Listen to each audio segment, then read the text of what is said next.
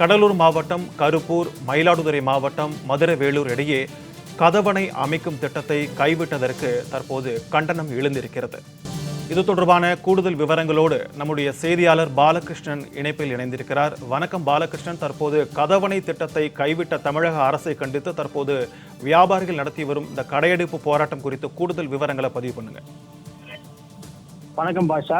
கடலூர் மாவட்டம் சிதம்பரம் அருகே உள்ள கொள்ளிடம் ஆற்றில் கடலூர் மாவட்டம் கருப்பூர், மயிலாடுதுறை மாவட்டம் மாதிரவேலூர் இடையே கதவணை அமைக்க ஆய்வுகள் மேற்கொள்ளப்பட்டு மதிப்பீடுகள் தயாரிக்கப்பட்ட நிலையில் கதவணை அமைக்கும் திட்டத்தை கைவிடுவதாக தமிழக அரசு அறிவித்துள்ளது.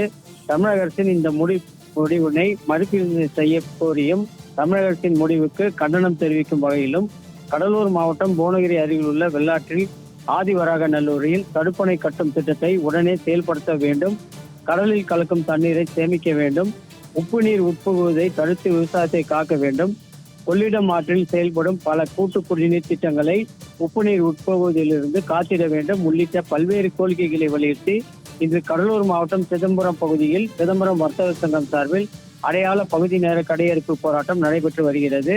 கடையெடுப்பு போராட்டத்தின் காரணமாக பள்ளி, கல்லூரி மாணவர்கள், தினக்கூலி தொழிலாளர்களை தவிர மற்ற பொதுமக்கள் யாரும் வராததால் சிதம்பரம் பிரதான வர்த்தகம் செய்யக்கூடிய முக்கிய வீதிகளாக பார்க்கப்படும் மேலரது வீதி வெறிச்சோடி காணப்பட்டது. மேலும் அத்தியாவசிய சேவைக்காக மருந்தகங்கள், பால் கடைகள் மற்றும் பழக்கடைகளை தவிர மற்ற அனைத்து கடைகளும் மூடப்பட்டது குறிப்பிடத்தக்கது. இதேபோல் மேல வீதி, தெற்கு வீதி, கீழ வீதி உள்ளிட்ட பல்வேறு படைகளிலும் வர்த்தக நிறுவனங்கள் மூடப்பட்டிருந்தன. உங்களுடைய விரிவான தகவல்களுக்கு நன்றி பாலகிருஷ்ணன்.